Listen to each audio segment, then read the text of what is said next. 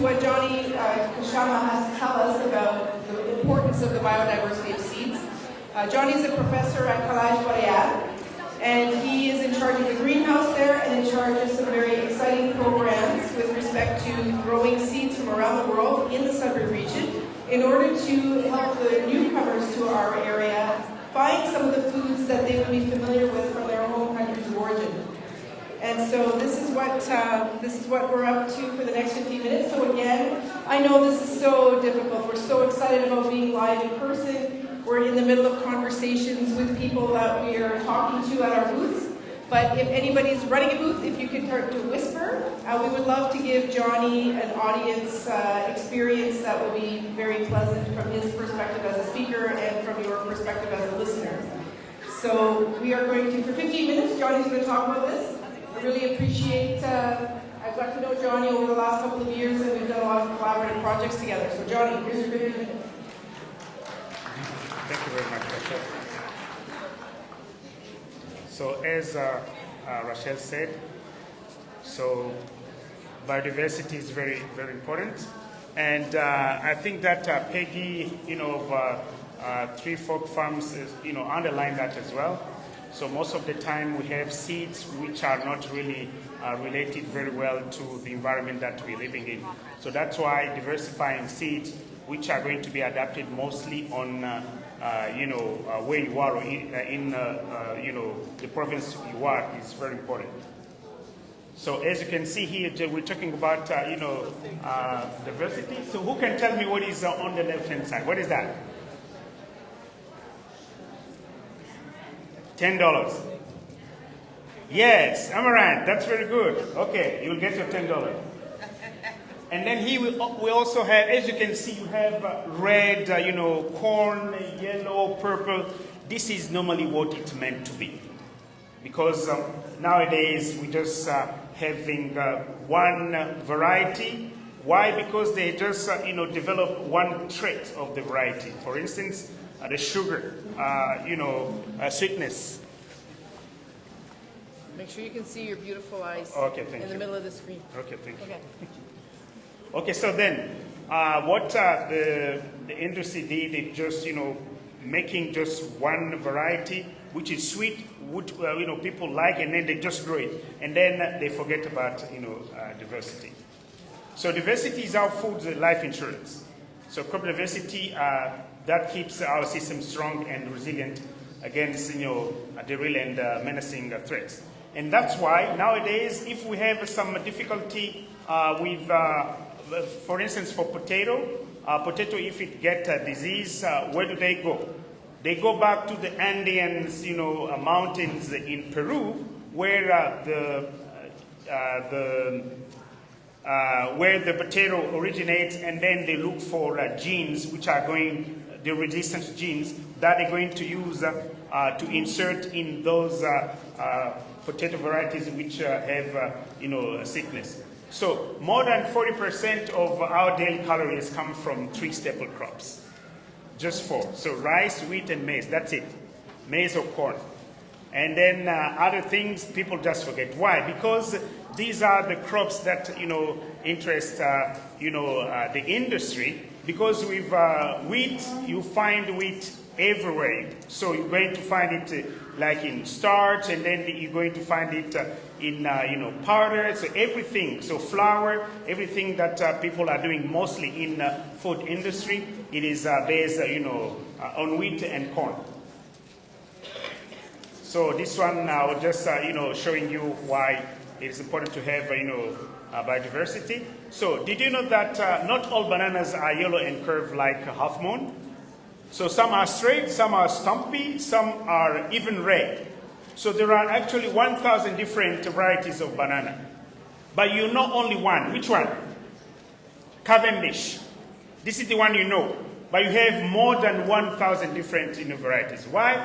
Because the industry realized that having this type of banana, it is, first of all, very sweet, and it resists, during the transportation, it doesn't bruise. That's why. Or they say, oh, you know what, because you want to make money, let us just do this variety. And then they forget about the other varieties. So, and because banana doesn't originate from here, but when you go in Africa, in Latin, America, you can see those other types of bananas. So monoculture is killing the biodiversity. Food system is giving us monoculture. When we say monoculture, for instance, even in wheat, they will just have maybe 1 or 2 varieties, while you have, hundreds of varieties. So diversifying can bring people together. How?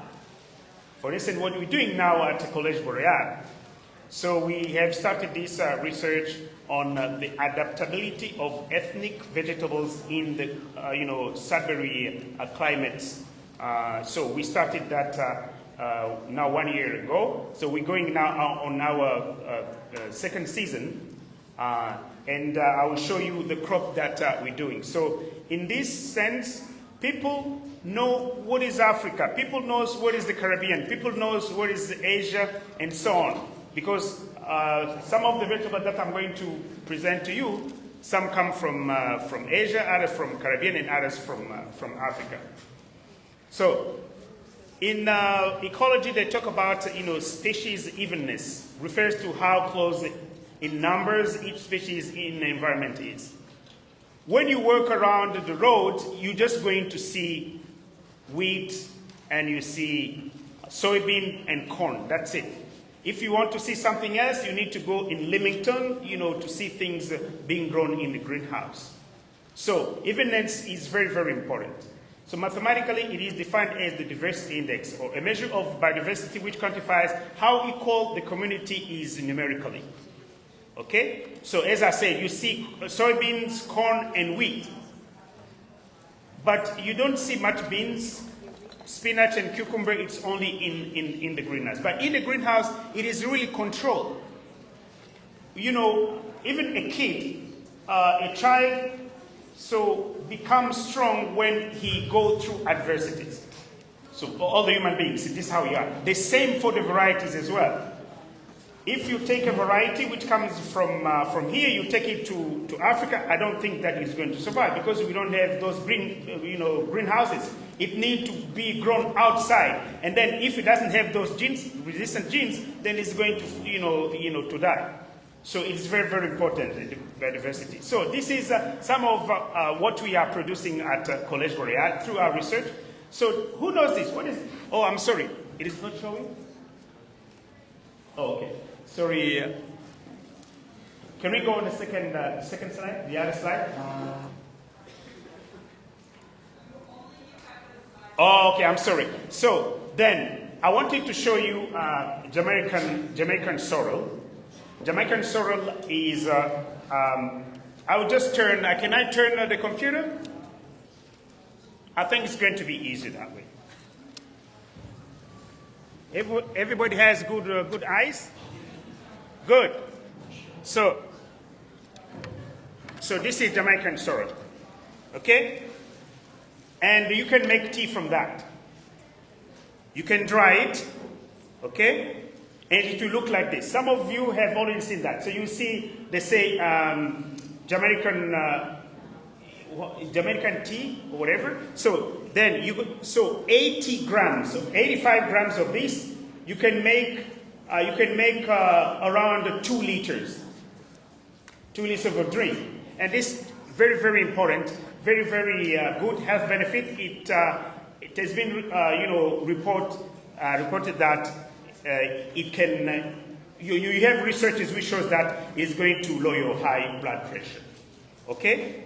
So and then you have what is this?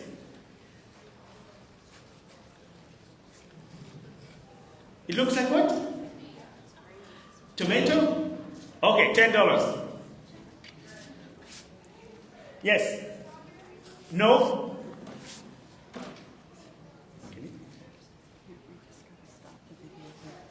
Okay. Okay. African eggplant.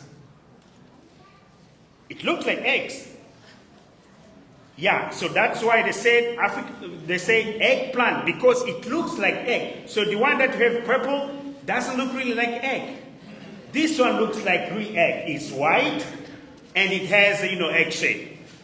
Okay, so this one, we produce that also here in Sudbury, which means that it is really possible to produce this kind of vegetables here. And I was presenting last year at this North Ontario Farm Innovation Alliance, or NOFIA, that this one, last year, during COVID, it went up $10 a pound. $10 a pound. So some farmers were interested. I have 2 farmers who were interested in starting, some of those vegetables. Because if you compare carrot, tomato, cucumber, so 1 pound is like $2, $2.50. But this one, in normal time, it is $6 a pound.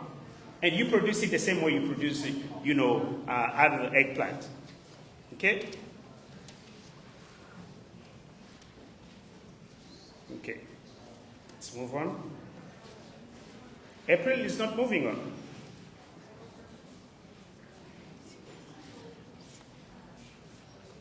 Okay, what is this? Okra. That's okay. Okra. Okra, very good.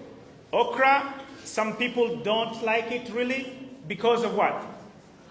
It is a little slimy. Okay, so I'm going to give you a secret on how to cook it so it's not slimy. Okay, so you're going to cut this end here. You cut here, you also cut there, and then you're going to grill. Okay? And after that, you cook it, it won't be slimy. Okay? So now, we did that, we produced this, and those who want some seed on Collège Boréal's table, you have the seed there. Okay? So, and also, those seeds you can, grill them and pound them and make also a drink like coffee. Okay? And it has a lot of protein. This is me. So, and this is amaranth. Amaranth is cooked the same way as you cook spinach. Okay? So, 8,000 years ago, you used to have quinoa, and you also had, amaranth seeds. Okay? So, seeds are mostly consumed in Mexico, and the leaves are consumed in Africa. So, they seed the oil. So, 25 milliliters of amaranth, seed is $40. Okay? So nowadays, people are doing the best. They even created an institute which is called International Amaranth Institute in University of Iowa, and they are doing research. And here in Canada is the guy who's doing those research is in Quebec. This is mostly for the seeds. So meaning that, as I said at the beginning, so if we diversified foods, as you can see nowadays.